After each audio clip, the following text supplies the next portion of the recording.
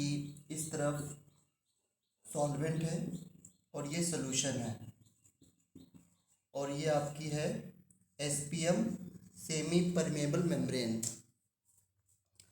तो solvent particles इस membrane के थ्रू सॉल्यूशन की तरफ मूव करते हैं और सॉल्यूशन के भी सॉल्वेंट पार्टिकल इस तरफ आ सकते हैं, बट मेनली जो फ्लो होता है वो लो कंसंट्रेशन से हाई कंसंट्रेशन की तरफ होता है।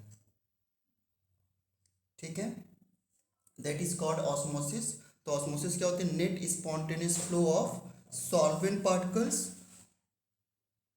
Through same solvent particles towards solution through semi permeable membrane and या ऐसे कह सकते हैं लो कंसंट्रेशन से हाई कंसंट्रेशन की तरफ फ्लो। ठीक है, अब मैंने ये कहा था कि ये हाई कंसंट्रेशन है, तो अगर इस फ्लो को स्टॉप करना है तो इस फ्लो को रोकने के लिए हम लोग क्या अप्लाई करते हैं? External pressure, osmotic pressure. हाँ, एक्सटर्नल प्रेशर अप्लाई करते हैं, that is called osmotic pressure.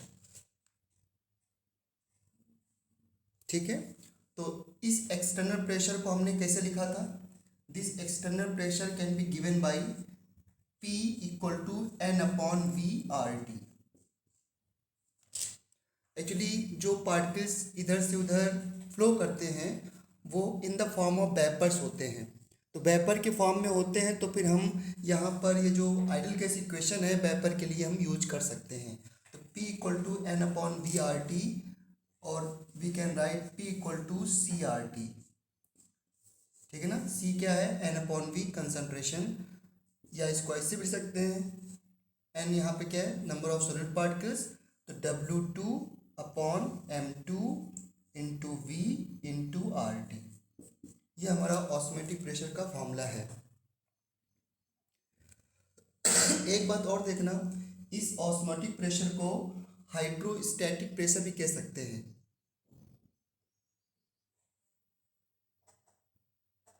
ठीक है, जैसे कि ये कोई कॉलम है इस तरीके से, और मान लो यहाँ पर यहाँ तक है और हमें इधर हमारा सॉल्यूशन है, तो हमने प्रेशर बढ़ाया है, तो इसकी प्रेशर बढ़ा रहे हैं इधर, तो ये जो सॉल्यूशन साइड है, ये सॉल्यूशन साइड है, इस हाइट को हम धीरे धीरे कम कर रहे हैं ना। मान लो यहाँ से हम हाइट को यहाँ तक ले आए, तो इसे हम हाइड्रोस्टैटिक प्रेशर भी बोल सकते हैं।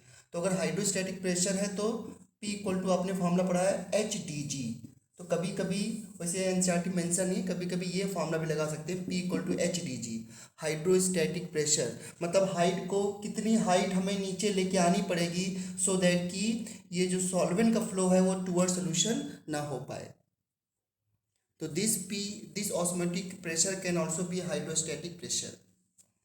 ठीक है, तो ये कल का मैं रिवाइज कर रहा था अभी तक।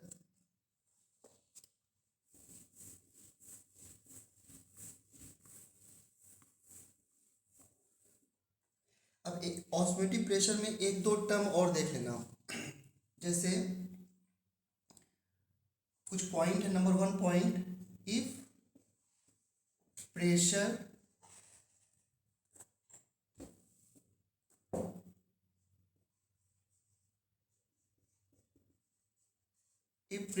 applied is greater than osmotic pressure, अगर जो हम प्रेशर अप्लाई कर रहे हैं टू स्टॉप द ऑस्मोसिस, वो अप्लाइड प्रेशर ऑस्मोटिक प्रेशर से ज़्यादा है।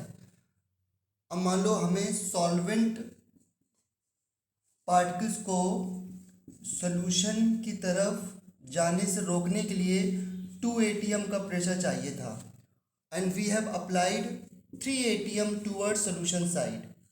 तो अगर 3 atm अप्लाई कर देंगे तो फिर रिवर्स फ्लो हो जाएगा, यानी कि सॉल्यूशन से जो सॉल्वेंट पार्टिकल है मेनली वो अब फ्लो करने लगेंगे क्योंकि ज़्यादा प्रेशर अप्लाई कर दिया टूवर्ड सॉल्यूशन। तो this is called reverse osmosis, reverse osmosis. ठीक है, तो ये आपका बन जाएगा रिवर्स ऑस्मोसिस। और इसके एग्जाम्पल बहुत सुने आपने, जैसे कि सी वाटर से जो हम प्यूरिफाइड वाटर निकालते हैं ड्रिंकिंग पर्पज से, that is example of reverse osmosis. RO system जो होता है वो फिर रिवर्स ऑस्मोसिस का एग्जाम्पल है। देखो कैसे, क्योंकि अगर हमारा फ्लो सॉल्यूशन से सॉल्वेंट की तरफ हो गया तो इसका मतलब क्या हुआ कि सॉल्यूट इधर रह गया, इसकी सॉल्यूशन के अंदर जो सॉल्वेंट है वो इधर आ रहा है, तो हमको प्योर सॉल्वेंट जो है मिल रहा है। इसलिए जो हमारा जो पानी आता है घर में वो उसमें हाईली कंसनट्रेटेड होता है, बहुत सारी इम्प्योरिटी होती हैं, तो उस हाईली कंसनट्रेटेड सोल्यूशन से हाई प्रेशर अप्लाई करके हम उससे सॉल्वेंट अलग करते हैं, यानी कि प्योर वाटर अलग करते हैं। That is example of reverse osmosis. दूसरा टर्म ये है कि जिससे मान लो दो सोल्यूशन है, सोल्यूशन ए और सोल्यूशन बी। अब अगर सोल्यूशन ए का ऑस्मोटिक प्रेशर सोल्यूशन बी से ज़्यादा है, मैंने कहा था PV इक्वल टू NRT आप लगा लो, लेकिन बुक में P की जगह पाई रख दिया गया है, सो दैट कि लोग कंफ्यूज ना हो कि हम आइडियल गैस इक्वेशन तो नहीं लगा रहे हैं। तो आप PV इक्वल टू NRT या पाई V इक्वल टू NRT लगा दीजिए, जहाँ पर पाई क्या ऑस्मोटिक प्रेशर। ठीक है, तो मैं ऑस्मोटिक प्रेशर को पाई से डिनोट कर रहा हूँ, ना कि P से, जस्ट आइडियल गैस से डिफरेंट इक्वेशन दिखाने के लिए। ठीक है, तो मान लो दो सोल्यूशन है, अगर इन दोनों सोल्यूशन के ऑस्मोटिक प्रेशर सेम है तो इन दोनों सोल्यूशन बोलते हैं isotonic solution. So two solutions having same osmotic pressure are called isotonic solution. क्या मुझे कोई डिफाइन करेगा what is isotonic solution? Two solutions having same osmotic pressure. हाँ जी, तो solution having same osmotic pressure are called isotonic solution. पहली बात ये ठीक है, तो पाई ए इक्वल टू पाई भी हो जाएगा, और अभी आपने सीखा है कि पाई क्या था, CRT, ये था ना, pi equal to CRT। CRT कैसे लिखा हमने, N/V की जगह कॉन्सेंट्रेशन C पुट कर दिया, तो पाई इक्वल टू CRT।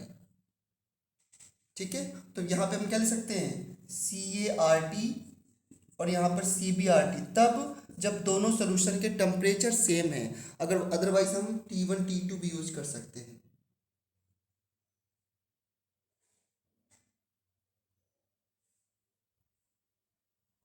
ठीक है एकदम।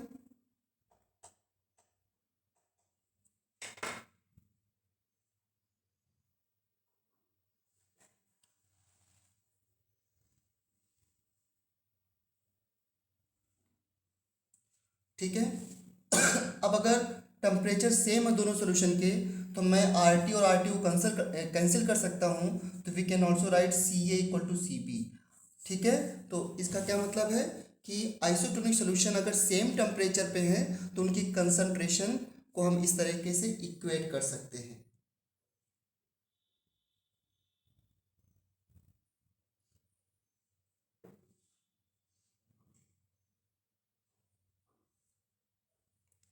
So this is for isotonic solution. अब CA इक्वल टू CB लिख दिया, तो हम लोग CA को क्या लिख सकते हैं, कंसंट्रेशन है तो क्या लिख सकते हैं, कंसंट्रेशन मोल्स अपॉन वॉल्यूम होता है, तो इसको लिख सकते हैं हम लोग Na/V, और ये N2/V। Na को क्या लिख सकता हूँ मैं, Na को लिख सकता हूँ WA given mass upon molar मास, या मैं इधर लिख देता हूँ, Na को लिख सकता हूँ मैं Na को लिख सकता हूँ given mass upon molar mass into V, और given mass upon molar mass into V। ठीक है, इस तरीके से हम लोग न्यूमेरिकल अभी सॉल्व करेंगे, तो देखेंगे कैसे सॉल्व होते हैं न्यूमेरिकल आइसोटोनिक सोल्यूशन के। अब अगर दोनों सोल्यूशन के ऑस्मोटिक प्रेशर डिफरेंट है तो क्या होगा, तो तीसरा पॉइंट है, ये वन पॉइंट था रिवर्स ऑस्मोसिस का, दूसरा था आइसोटोनिक सोल्यूशन का, तीसरा हम बात कर रहे हैं अगर सोल्यूशन ए का ऑस्मोटिक प्रेशर सोल्यूशन बी से ज़्यादा है, तो जिसका ऑस्मोटिक प्रेशर ज़्यादा होता है जिस सोल्यूशन का, उसे बोलते हैं हाइपरटोनिक सोल्यूशन। हाइपरटोनिक सोल्यूशन, देखो हाइपर मतलब जिसका ऑस्मोटिक प्रेशर ज़्यादा है, और जिसका ऑस्मोटिक प्रेशर कम है उसे बोलते हैं हाइपोटोनिक सोल्यूशन। हाइपोटोनिक सोल्यूशन, ठीक है। तो बताओ जरा मुझे, जिसका ऑस्मोटिक प्रेशर ज़्यादा है और जिसका कम है, बताओ ऑस्मोटिक प्रेशर जिसका ज़्यादा होता है वो सोल्यूशन ज़्यादा कंसंट्रेट होता है, या जिसका कम होता है वो ज़्यादा कंसंट्रेट होता है? इसका जवाब कौन देगा?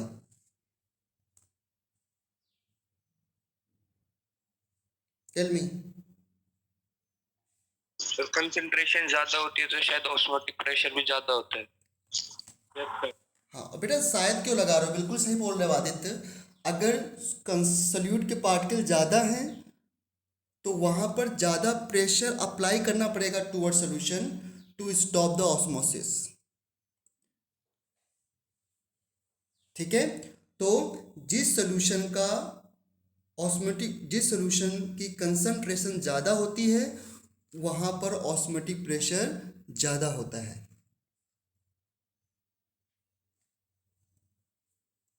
ठीक है।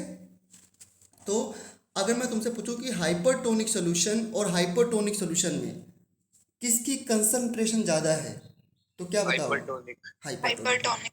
तो इस सॉल्यूशन की, यस, इस सॉल्यूशन की जो कंसंट्रेशन है, मतलब this solution has more number of solute particles than this solution, इस सॉल्यूशन की जो कंसंट्रेशन है वो हाइपरटोनिक सॉल्यूशन से ज़्यादा होगी,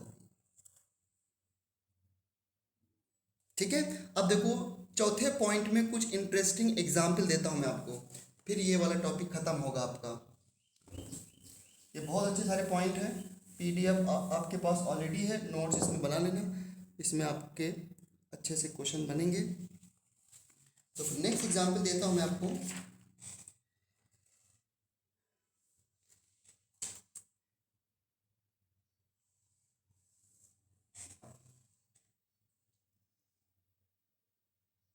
बच्चों ये वाटर है, ठीक है, वाटर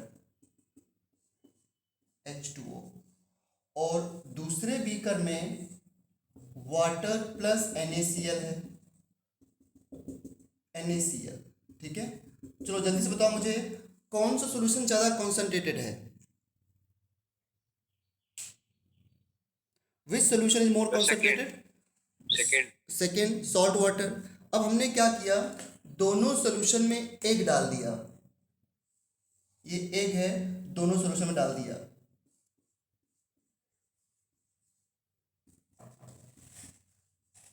ठीक है। अब बताओ मुझे ऑस्मोसिस में फ्लो किधर होता है, लो कंसंट्रेशन से हाई कंसंट्रेशन की तरफ, यस या नो? Yes sir. लो से हाई की तरफ, या मैं ऐसे कह सकता हूँ बच्चों, हाइपोटोनिक सोल्यूशन से हाइपरटोनिक सोल्यूशन की तरफ फ्लो होगा। एग्रीड अमन? हाइपोटोनिक से हाइपरटोनिक की तरफ। Yes sir. हाँ, क्योंकि हाइपोटोनिक सोल्यूशन की कंसंट्रेशन कम और हाइपरटोनिक की ज़्यादा। और ऑस्मोसिस क्या है? The flow of particles from low concentration to high concentration. जरा बताइए मुझे, जब एक को हमने पानी में रखा और यहाँ पे एक को सलाइन वाटर में रखा या highly concentrated aqueous NaCl solution में रखा, अब मुझे बताइए कि यहाँ पर वाटर का एक के अंदर फ्लो होगा या एक के अंदर से जो है उसके अंदर से लिक्विड पार्टिकल वाटर की तरफ फ्लो होंगे? बताइए किधर फ्लो होगा?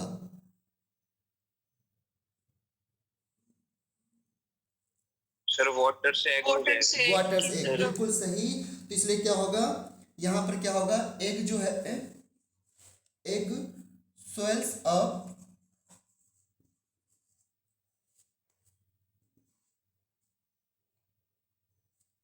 इन वाटर, और इस ऑस्मोसिस को बोलते हैं एंडो ऑस्मोसिस। एंडो मतलब इनडो मतलब एक के अंदर फ्लो हो गया सॉल्वेंट पार्टिकल का, क्योंकि वाटर पार्टिकल्स की कंसंट्रेशन बहुत कम है, या वाटर पार्टिकल सॉल्वेंट है और एक सॉल्यूशन है तो एक की तरफ फ्लो हो गया। लेकिन जब मैं यहाँ बहुत बात कर रहा हूँ वाटर और NaCl को, अब हमने क्या किया, बाहर का सोल्यूशन ज़्यादा कॉन्सेंट्रेट कर दिया NaCl डाल करके। तो जब बाहर का सोल्यूशन ज़्यादा कॉन्सेंट्रेट हो गया तो फिर अब बताइए एक के अंदर लिक्विड क्या इस सोल्यूशन की तरफ फ्लो करेगा? Yes, sir. हाँ, तो अब क्या हो रहा है, एक के अंदर से लिक्विड, देखो यहाँ पर मैं दिखा रहा हूँ, यहाँ पर ये जो पार्टिकल्स हैं ये वाटर पार्टिकल्स इसके अंदर जा रहे हैं, ठीक है। और मैं इसमें आपको दिखा रहा हूँ कि एक के अंदर से लिक्विड बाहर की तरफ आ रहा है, क्योंकि अब एक जो है वो उसके अंदर लो कंसंट्रेशन और बाहर की कंसंट्रेशन ज़्यादा है। तो यहाँ पर एक क्या होगा, स्वेल होगा या श्रिंक होगा? Shrink. Shrink, Shrink. ठीक है। तो एक जो है, एक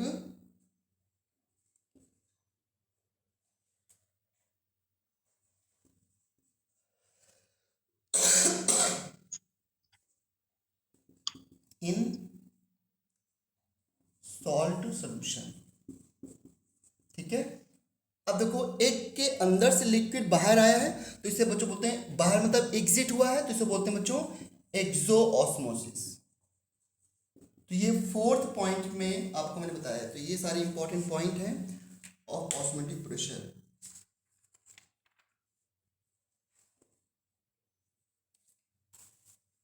ठीक है,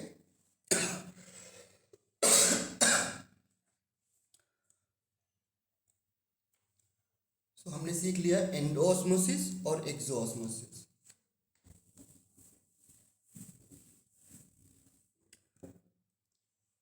नेक्स्ट पॉइंट है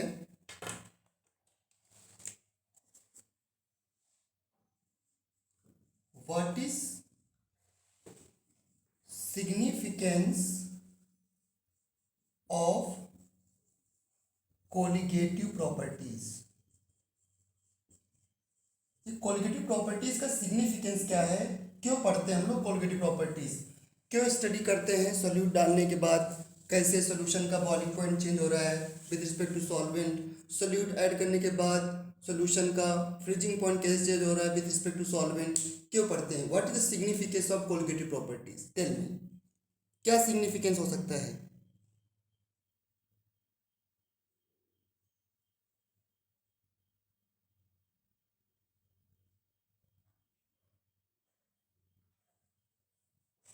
एनी आइडिया? भूमिका?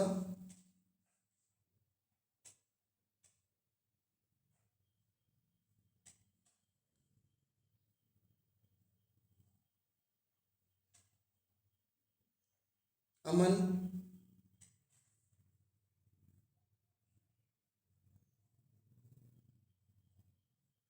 अमन क्या सिग्निफिकेंस है?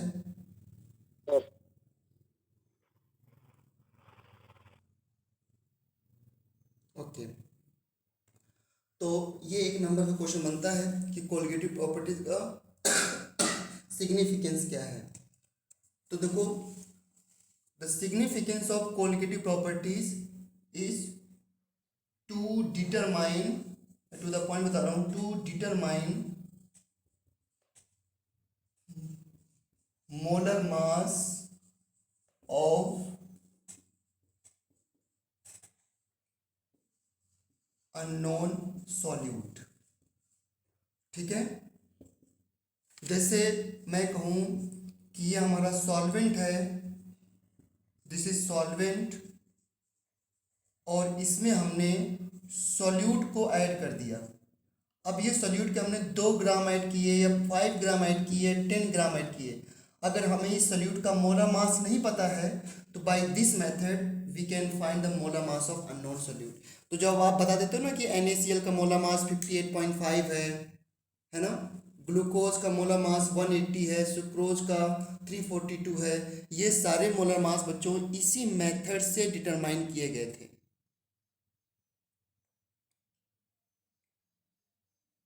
समझे? तो इस मेथड से इस कोलिगेटिव प्रॉपर्टीज, भावना भावना भावना म्यूट कर लो, भावना क्या करते हो? तो the significance of Colgate properties is to determine the molar mass of unknown solute. हमने 4 फार्मूले पढ़े हैं। एक था P naught minus P S upon P naught equal to x2 which is equal to n2 divided by n1 plus n2 and which is equal to w2 upon m2 w2 upon m2 plus w1 upon m1।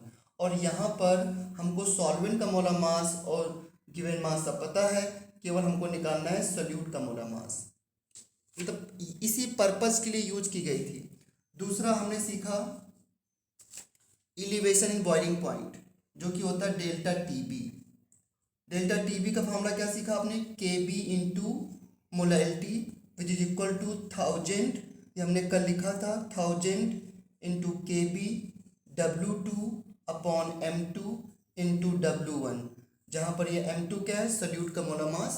ये निकालने के लिए delta TF हमने पढ़ा, depression in freezing point which is equal to KF into molality 1000 into KF into W2 upon M2 into W1। Again the molar mass of solute can be calculated. और next है pi equal to CRT, osmotic pressure हमने आज ही सीखा है। और C क्या होता है? Concentration which is equal to N2 upon V into RT। Again N2 क्या लिख सकते हो? W2 upon M2 into V into RT। Again ये जो M2 है that is the molar mass of solute.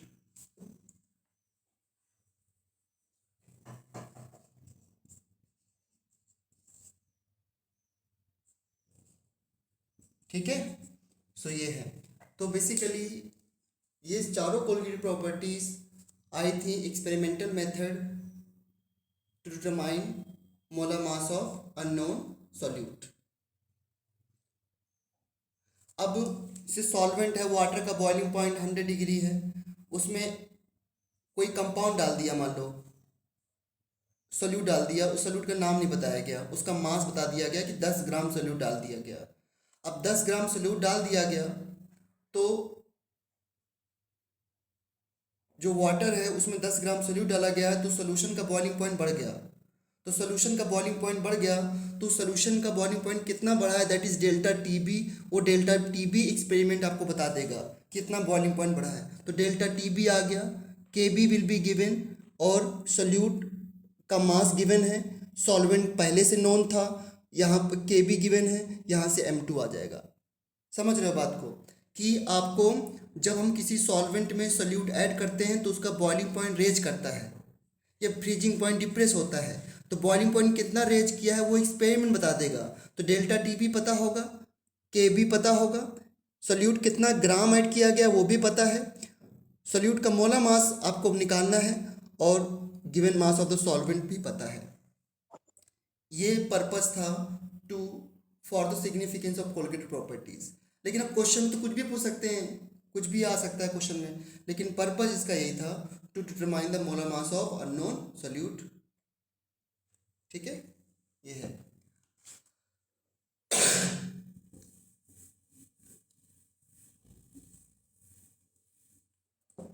Next देखो, अब मैं नेक्स्ट बताने से पहले आपसे एक क्वेश्चन पूछता हूं कि कोलगेटिव प्रॉपर्टीज क्या होती हैं? How will you define colligative properties? क्या होती हैं, कैसे डिफाइन करोगे?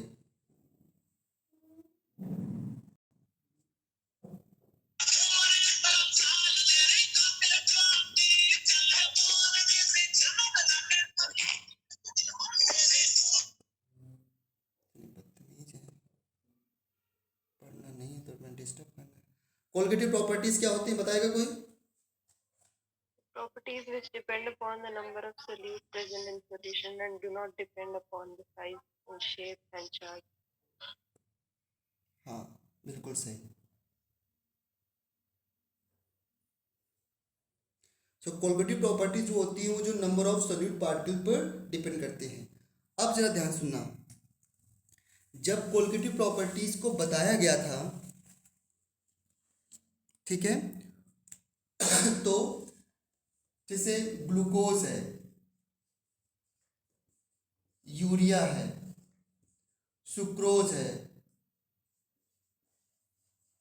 ये है ग्लूकोज, यूरिया, सुक्रोज। तो ये पार्टिकल, जिसे मान लो इसके 100 पार्टिकल्स डाले गए तो ये सॉल्वेंट के अंदर 100 पार्टिकल्स ही थे।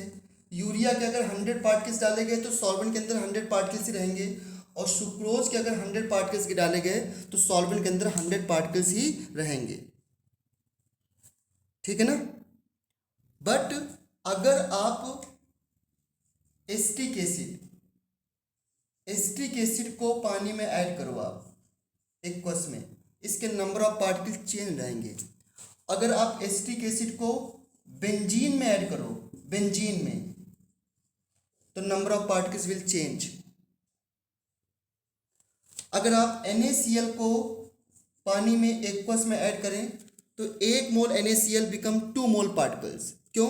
पानी में आने के बाद ये क्या बना रहता है, Na+ और Cl-। तो जब कोलगेटिव प्रॉपर्टीज आई थी तो हम मान के चलते थे कि हमने एक मोल ग्लूकोज ऐड किया गया है तो वो 1 मोल ग्लूकोज रहेगा, जो कि ट्रू है। लेकिन अगर आप 1 मोल NaCl को पानी में डालोगे तो it will become 2 mole NaCl। तो ऐसी बातों का ध्यान नहीं रखा गया था कि अगर पार्टिकल एसोसिएट हो रहा है या डिसोसिएट हो रहा है देन व्हाट विल हैपन।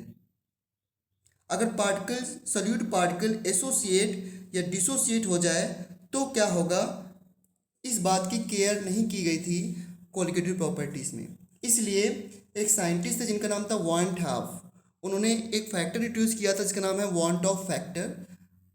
तो वही हम पढ़ने जा रहे हैं, वॉन हाफ फैक्टर, और फिर तभी ये बातें आपको और ज़्यादा अच्छे से समझ में आएंगी। तो नेक्स्ट हमारा टॉपिक है van't Hoff factor. Van't Hoff factor,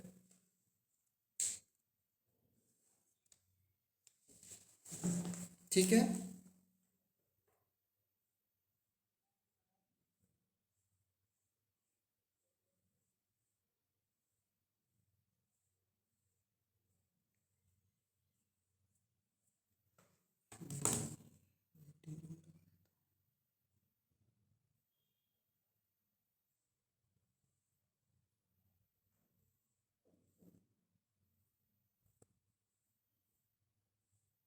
देखो ध्यान से,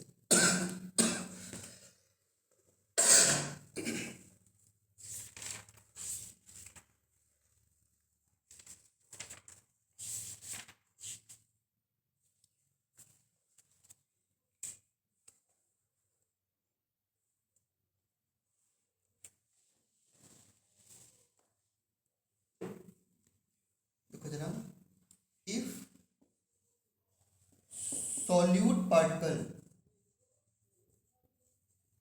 if solute particles undergo dissociation or association in solvent, then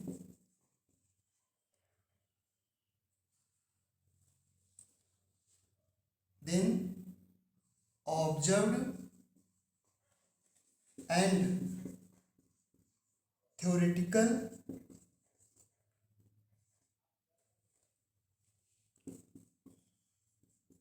particles will be different.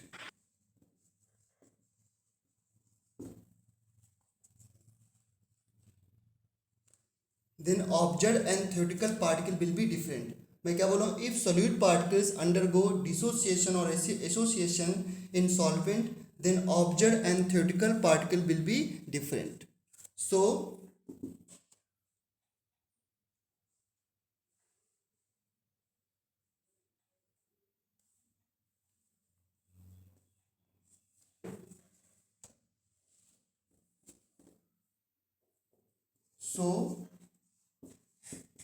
obtained colligative properties. So obtained colligative properties. So obtained colligative properties will be different, and this type of colligative properties are called abnormal colligative properties.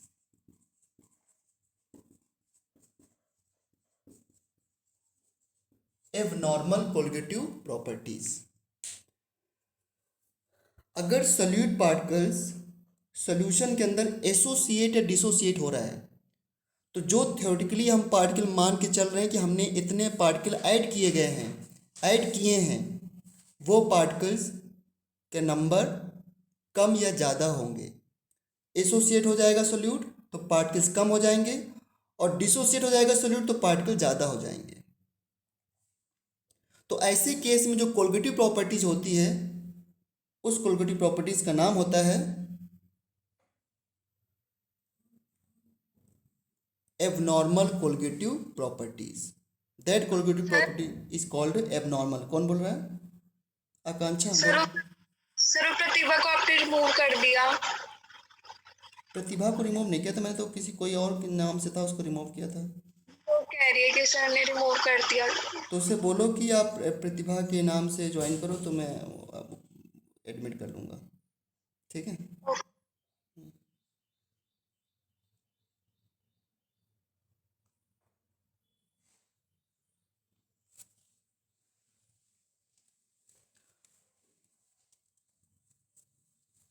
ठीक है। यहाँ पे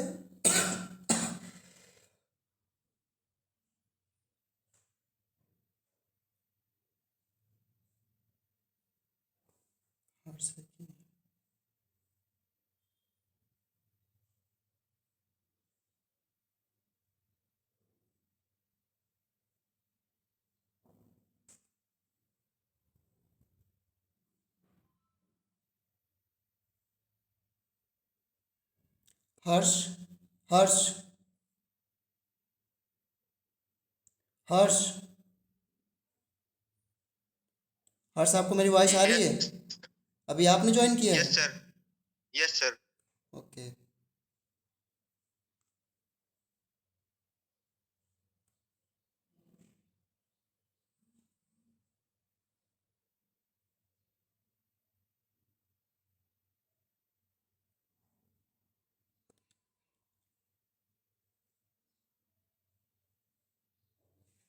चलो, तो ये सभी इस point को सभी बच्चों ने देख लिया है।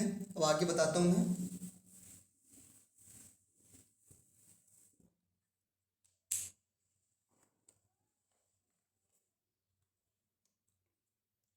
तो वॉन्टहॉफ ने एक करेक्शन फैक्टर आई इंट्रोड्यूस किया। करेक्शन फैक्टर आई, जो कि होता क्या है? Observed colligative properties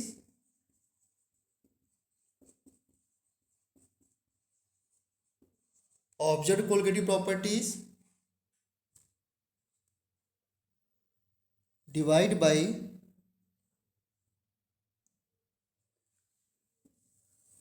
theoretical probability properties.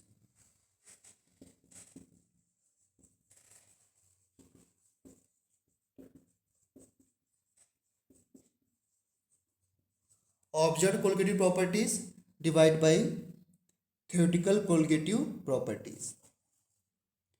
ये want of factor I introduce किया गया।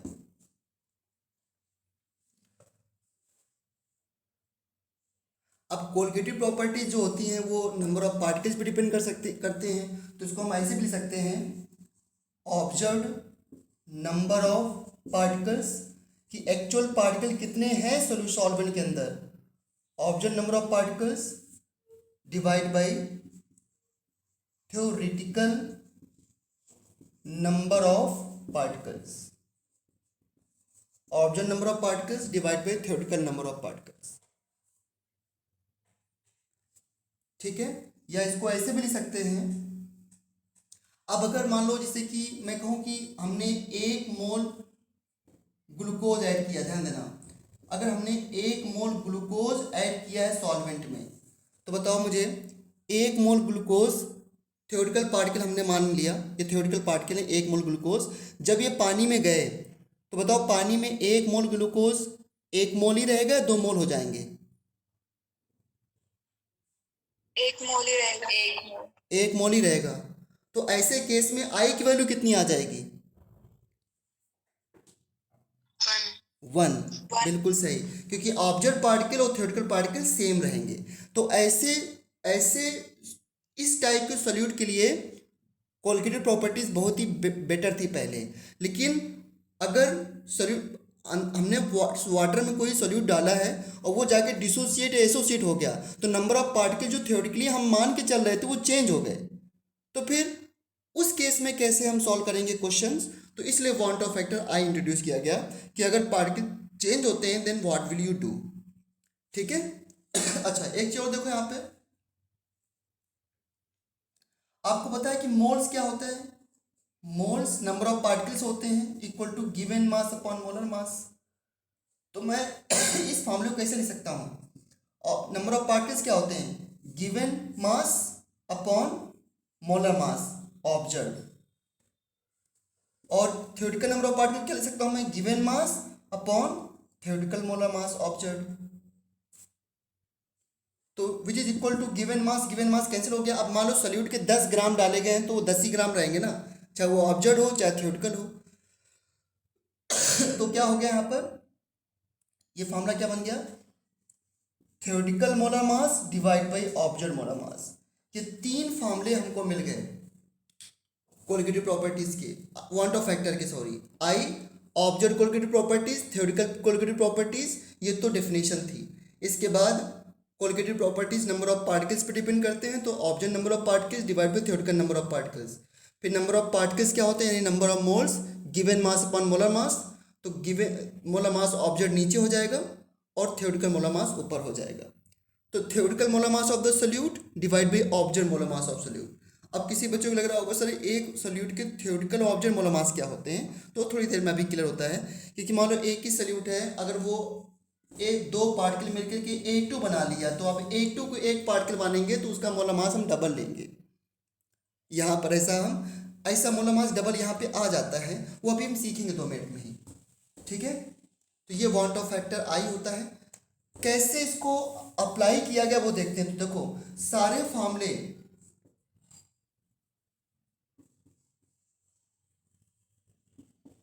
मॉडिफाइड फॉर्मूले,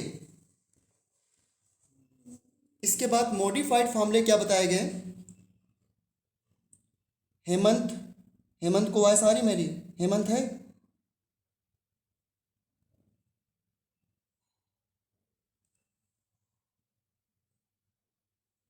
देखो मॉडिफाइड फॉर्मूले क्या है?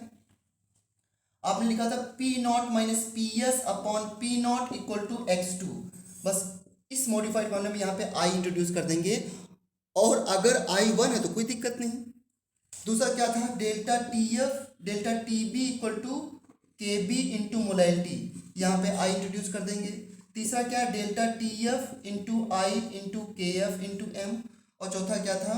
पाई इक्वल टू CRT, इसके आगे लगा देंगे I। तो ये हमारे सारे मॉडिफाइड फॉर्मूले हैं। ठीक है। और ग्लूकोज, यूरिया, इन सभी के लिए I की वैल्यू 1 होगी, क्योंकि जब सोल्यूट पार्टिकल ना तो एसोसिएट हो और ना ही डिसोसिएट हो, तो ऐसे केस में if solute particles do not undergo dissociation और एसोसिएशन, ऐसे केस में I की वैल्यू क्या होगी?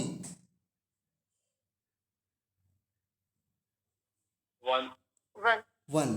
अगर सोल्यूट पार्टिकल ना तो डिसोसिएट हो ना ही एसोसिएट हो, तो I की वैल्यू 1 हो जाएगी। तो हमारे पुराने वाले फॉर्मूले ही लग जाएंगे।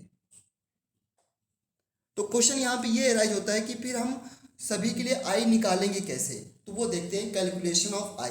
तो ये हमारे नए फॉर्मूले, हमको यही वाले फॉर्मूले लगाने हैं जो अब फॉर्मूले लिखे हैं, यही फॉर्मूले यूज करने हैं। हमेशा I के साथ फॉर्मूला यूज करना है। ठीक है। अब देखो हम बात करते हैं कैलकुलेशन ऑफ I।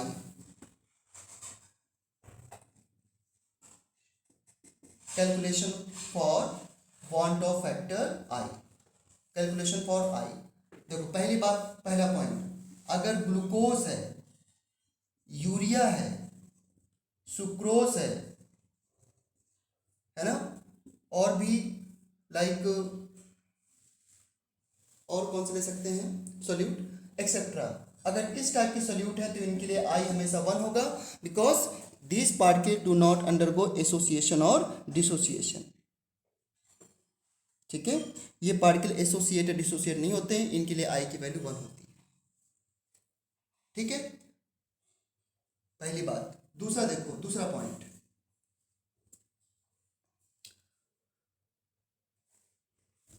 अब मान लो एक कंपाउंड ए बी है, ध्यान देना, एक कंपाउंड ए बी है और ये 40% डिसोसिएट हो रहा है, dissociate A B dissociate 40% in solvent. जब उसको 100 में डाला गया तो 40% डिसोसिएट हो गया। What is I? अब इसके लिए वांट ऑफ फैक्टर आई क्या है इंटरेस्टिंग क्वेश्चन। तो अगर कोई सोल्यूट 40% डिसोसिएट हो गया, 60% डिसोसिएट हो गया, तो ऐसे केस में जो कोलिगेटिव प्रॉपर्टीज होती हैं उसे बोलते हैं abnormal colligative properties. Abnormal word क्यों आया? बिकॉज जो हमने मान रखी थी कोलिगेटिव प्रॉपर्टीज, जब हमने डिसोसिएशन एसोसिएशन को कंसीडर नहीं किया था तो उसे हम बोलते थे नॉर्मल कोलिगेटिव प्रॉपर्टीज। तो ऐसे केस में हमें आई से मल्टीप्लाई करना पड़ता है। और आई कैसे निकालेंगे देखो, तो हम लिखेंगे पहले A B which dissociate like A plus and B minus. ठीक है, अब इसके शुरू में कुछ भी मोल्स ले लो, थ्योरेटिकली मोल कुछ ही मान लो, 1 मोल ले लिए हमने, 10 मोल ले लिए, 20 मोल ले लिए, थ्योरेटिकली कुछ भी मोल्स हो सकते हैं। तो मान लिया ये 1 मोल था और ये जब डिसोसिएट हुआ तो 1 माइनस एक्स, ये क्या बनेगा एक्स और एक्स।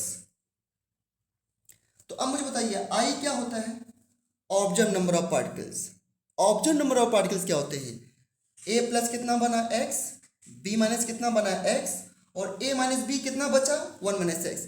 ये सारे पार्टिकल्स होंगे ना सॉल्वेंट के अंदर। तो ऑब्जर्व पार्टिकल्स क्या होते हैं? Total particles means 1 minus x plus x, ये हमारे हैं observe number of particles divide by theoretically कितने लिए थे हमने ए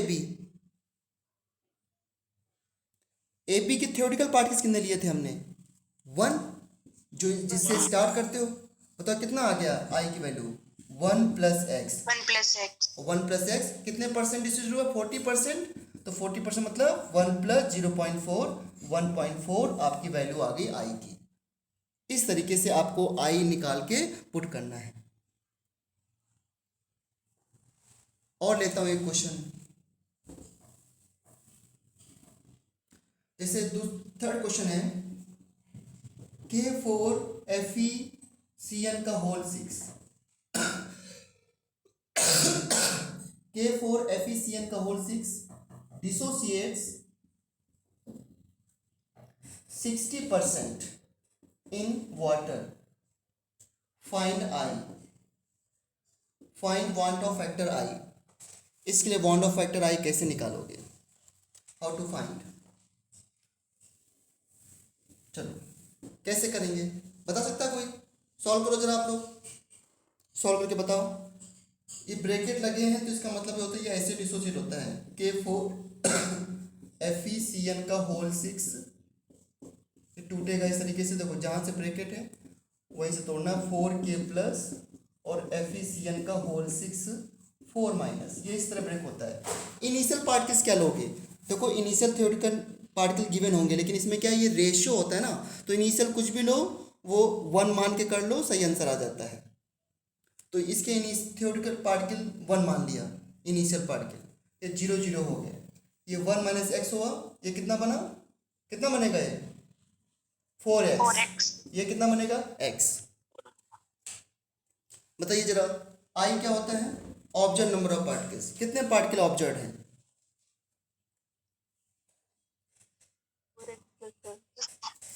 1 minus x plus 4x plus x divide by theoretical particles कितने लिए थे हमने? 1 लिए थे। ठीक है, तो कितना आंसर आ गया है 1 प्लस 4x। 4x upon 1. हाँ, और 1 प्लस 4 इंटू एक्स की वैल्यू क्या लेंगे 0.6। ठीक है, तो कितना आ गया है 3.4. 3.4 ना, 3.4 ना, Yes, sir. हाँ 3.4 आ गया। अब मुझे बताओ ये 3.4 आया, ठीक है। अगर मैं इनिशियल पार्टिकल में 10 ले लेता तो क्या करते आप, इनिशियल 10 ले लो, चलो देखो क्या आंसर सेम आएगा क्या। 3.4 अभी आया, याद रखना, इनिशियली हमने 10 पार्टिकल्स ले लिए, तो ये क्या होगा 10 माइनस एक्स, और ये क्या बनेगा भाई 4x और x। ठीक है, फिर से आई लिखता हूँ मैं, आई क्या आएगा 10 minus x plus 4x plus x, divide by कितना करूँगा इस बार 10। तो इसलिए कितना आ जाएगा, कितना आया ये 4x plus 10 by 10.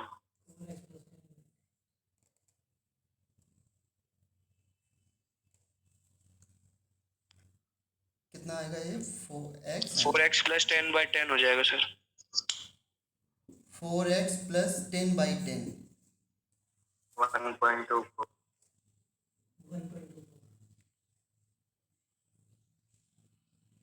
x की वैल्यू 0.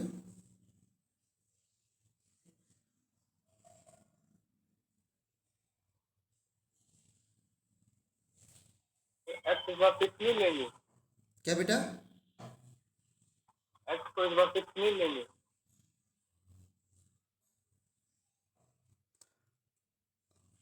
10 का 60% कितना होगा, 10 का 60% कितना होगा, कितने परसेंट डिस्ट्रीब्यूट होता है 60%, क्या बेटा वही आंसर आ रहा है सर. 10 का 60% कितना आएगा बताओ, 6.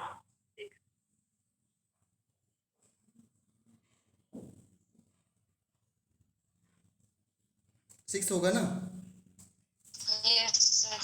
कितना आ गया 4 इंटू 6 प्लस 10 डिवाइड बाई 10, कितना आंसर आ रहा है 3.4. सेम आंसर आ गया ना। Yes, sir. हाँ, इसका क्या मतलब है कि आप लोग इसमें कंफ्यूज मत होना। जैसे मान लो कि शुरू में ये 0.01 दे दिया मोलर है, तो इसके कितने मोल मानोगे 0.01 मोल मानोगे ना थ्योरेटिकली। तो आप 0.01 से स्टार्ट मत करना, प्लीज़ आप 1 से स्टार्ट कर लेना, क्योंकि ये रेशियो है ना, तो इसलिए आंसर बिल्कुल सेम आएगा। क्योंकि 0.01 से करने में कहीं आप गलत ना कर दो क्वांट ऑफ फैक्टर आई निकालने के लिए।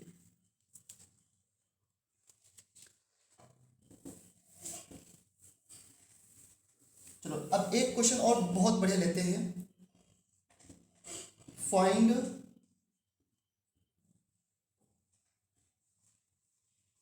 Van't Hoff factor I when CH3COH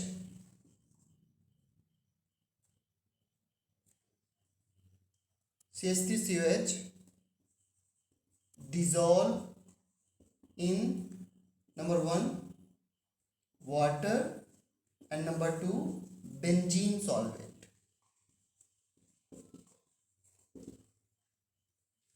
find quantum factor I when acetic acid dissolve in water, और नंबर 2 किस में डिसॉल्व है बेंजीन सॉल्वेंट में।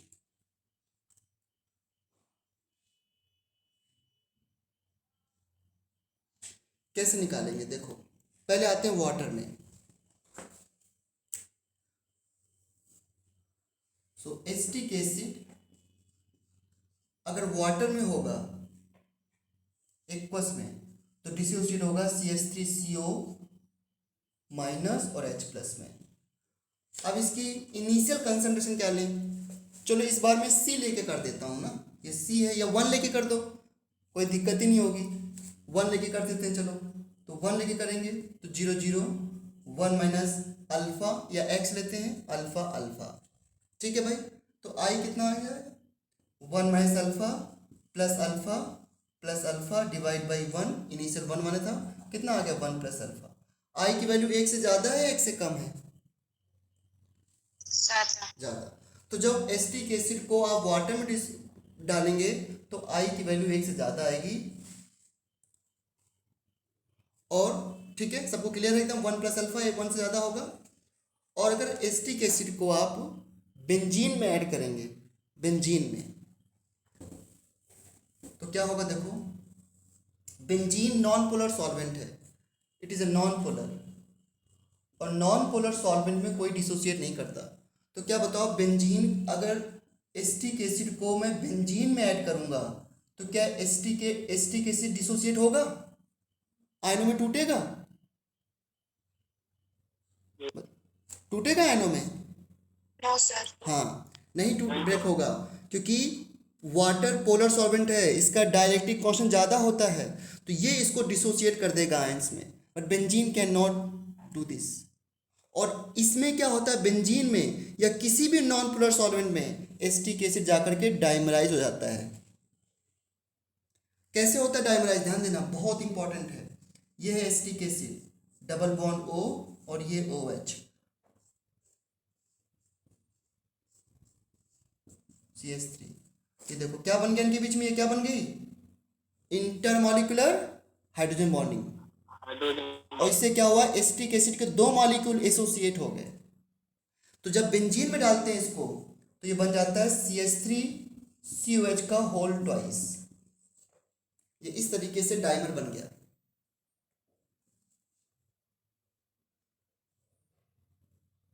अब मुझे बताओ, अगर एसिटिक एसिड के 100 पार्टिकल्स बेंजीन में डाले जाएं तो रिजल्टेंट पार्टिकल्स कितने होंगे, अगर कंप्लीटली एसोसिएशन हो तो?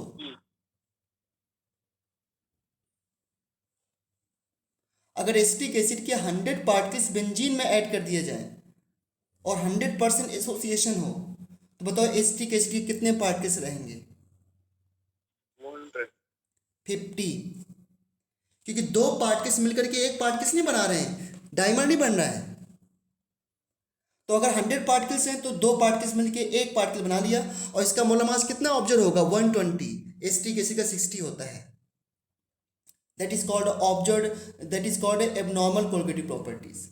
तो बताओ, अगर सोल्यूट का एसोसिएशन होता है तो नंबर ऑफ पार्टिकल ज़्यादा आएंगे या कम आएंगे ऑब्जर्व, बताइए। If solute undergo association the observe number of particle will be less और more, less. Yes, observe number of particle will be less, ठीक है। अब तो वन ऑफ फैक्टर भी 1 से कम आएगा। देखो कैसे, मान लिया इनिशियली ये 1 है ये 0 है, अगर मैं इसको 1 माइनस अल्फा लिखता हूँ तो 2 पार्टिकल्स मिलकर के देखो एक पार्टिकल्स बना रहे हैं, तो अगर अल्फा जाएगा तो कितना बनेगा, ये अल्फा बाई 2। 2 से 1 हो रहा है ना, 2 से हाफ हो रहा है, 2 से 1 पार्टिकल हो रहा है तो 1 से हाफ हो जाएगा। ऐसे लिखते हैं in terms of alpha, degree of dissociation या एसोसिएशन। तो आई कितना होगा यहाँ पे, 1 minus alpha plus alpha by 2 divide by 1, कितना आ गया ये, 1 माइनस अल्फा बाई 2, ये हो गया। आई की वैल्यू 1 से कम आ रही ना, 1 माइनस अल्फा बाई 2 1 से कम हो गया ना, सो आई इज लेस देन 1। तो कभी कभी बोर्ड एग्जाम में पूछ लेते हैं कि prove that I is less than 1 for association and I is greater than 1 for dissociation. Obvious सी बात है, कोई भी एक एग्जाम्पल लेके प्रूव कर दो। समझ रहे हो आप लोग, इस तरीके से आपको आई निकालना होगा। और ये तो तब मैंने पूछा आपसे जब मैं बोल रहा हूँ कि इतने % डिसोसिएट एसोसिएट हो रहा है। अगर मैं आपसे ये पूछ लूँ कि NaCl डिसोसिएट 100%, तब बताओ इसके लिए आई की वैल्यू क्या आएगी फिर,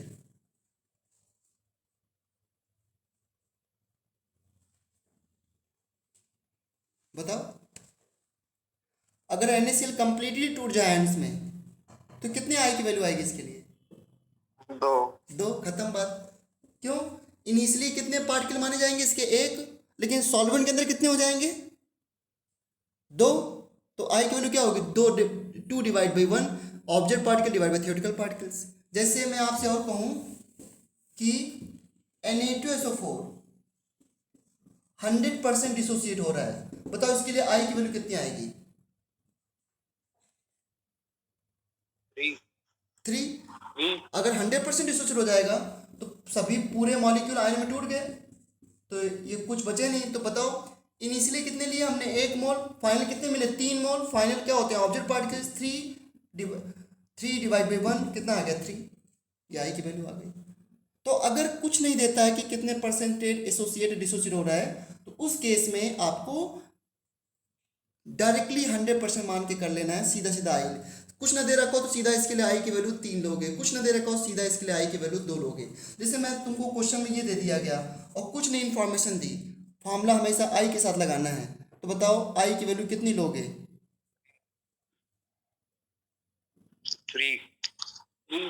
3। बिल्कुल सही।